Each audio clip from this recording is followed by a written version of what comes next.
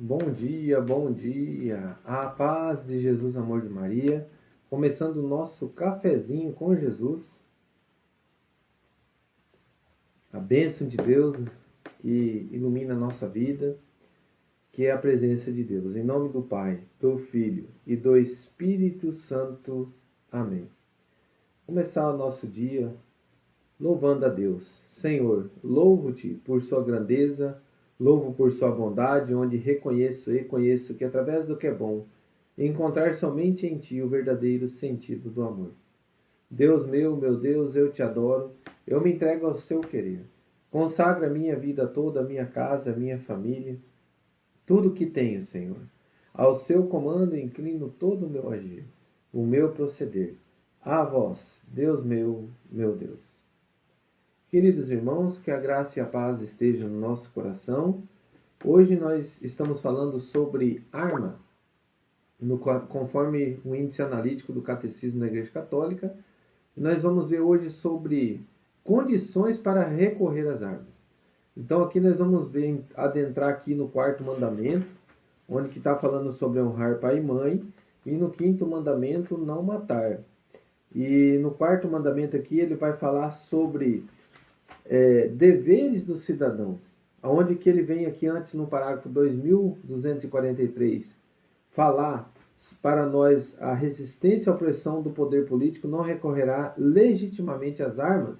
Para a gente compreender todo o contexto, a gente vai ler um pouquinho antes do parágrafo anterior.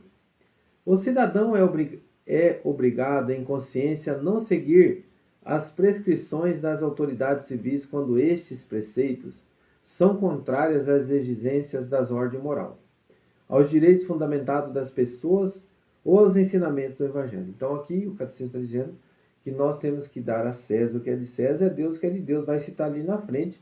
Então quando isso for ferir o que é de Deus, a gente tem que enfrentar, né? Não podemos aceitar, né? Conforme a gente vê o que a ordem política, aquilo que eles falam, for contrário, vamos supor, falar que é possível sobre a questão do aborto, que é uma das coisas que bate muito em cima aí para a população. Mas diante de Deus não pode acontecer o aborto. Então, diante de Deus não é aceito isso. Então, pode vir uma lei, pode vir isso aceitando, mas nós não podemos dizer sim a isso. Então, é uma consciência do que diz Deus e do que o ser humano vem impor. Então nós temos que enfrentar. Aí nesse enfrentamento, vamos supor, tem várias ocasiões, podem ocorrer as desordens. E diante dessas desordens, diante dessas intrigas, né, diz aqui, se a autoridade pública, exorbitando de sua competência, oprimir o cidadão, estes não recusem o que é objetivamente exigido pelo bem comum. Contudo, é lícito defender os seus direitos e os de suas condições contra os abusos do poder. Então, quando vem o abuso do poder público, nós podemos defender nos nossos direitos, guardados os limites traçados pela lei natural e pela lei evangélica. Então, vai ter os limites ali. E é dentro desses limites agora que nós vamos ver a resistência, que é o parágrafo 2243.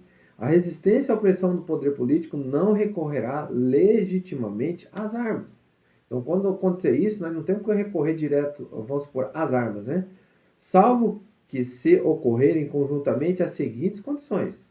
Em caso de violações certas, graves e prolongadas dos direitos fundamentais, depois de ter esgotado todos os outros recursos, sem provar desordens piores, que haja uma esperança fundada de êxito, e se for impossível prever razoavelmente soluções melhores. Então nós temos que ver todo um contexto, evitar a questão do uso da arma. Então assim que a gente possa colocar todas as condições possíveis para que a gente não faça o uso do armamento. Então aqui vai dizer agora no parágrafo 2309, vai dizer assim, já fala sobre não matar. É preciso considerar com rigor as condições estritas de uma legítima defesa pela força militar. A gravidade de tal decisão a submete às condições rigorosas de legitimidade moral. É preciso ao mesmo tempo que o dano infligido pelo agressor à nação ou à comunidade de nações seja durável, grave e certo. Todos os outros meios de pôr fim a tal dano se tenham revelado impraticáveis ou ineficazes. Estejam reunidas as condições sérias de êxito. O emprego das armas não acarrete males e desordens mais graves do que o mal a eliminar, que é muito importante. Então, se for fazer uso do armamento para causar mais danos, vamos colocar aqui, eu estava até pensando aqui os policiais, né?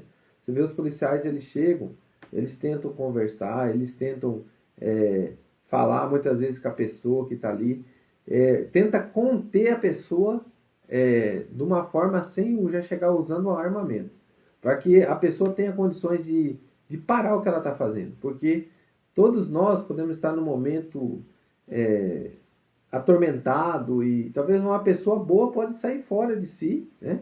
Então isso tudo é a condição, a mesma coisa em todas essas desordens.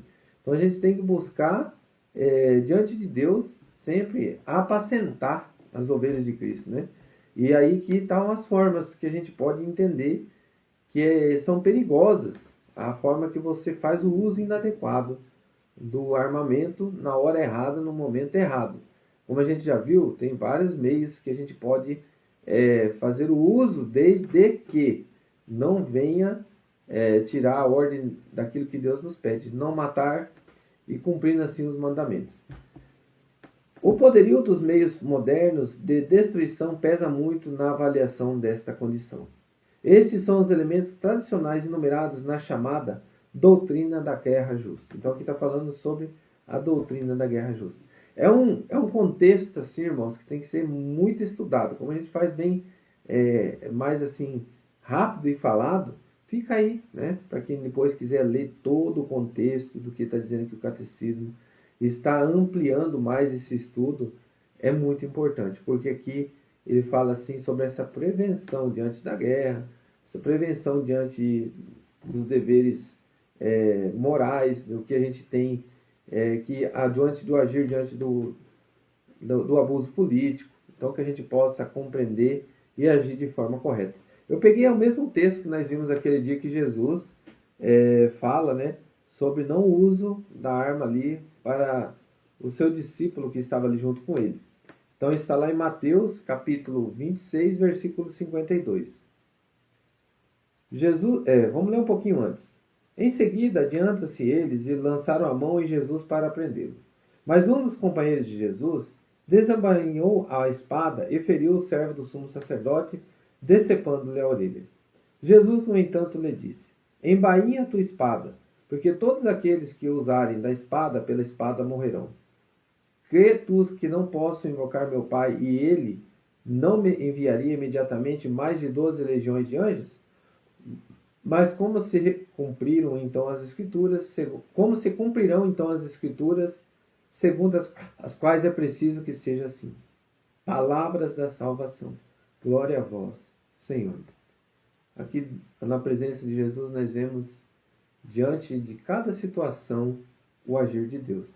E assim cada situação que a gente tem que entender como deve agir diante das situações adversas, tanto do poder abusivo político, como diante das situações de guerra. Que a gente possa agir no nosso coração de uma forma correta, conforme aqui ensina o Catecismo da Igreja Católica. Rezemos. Pai nosso, que estais no céu, santificado seja o vosso nome. Venha a nós o vosso reino, seja feita a vossa vontade, assim na terra como no céu. O pão nosso de cada dia nos dai hoje. Perdoai as nossas ofensas, assim como nós perdoamos a quem nos tem ofendido, e não nos deixeis cair em tentação, mas livrai-nos do mal. Amém.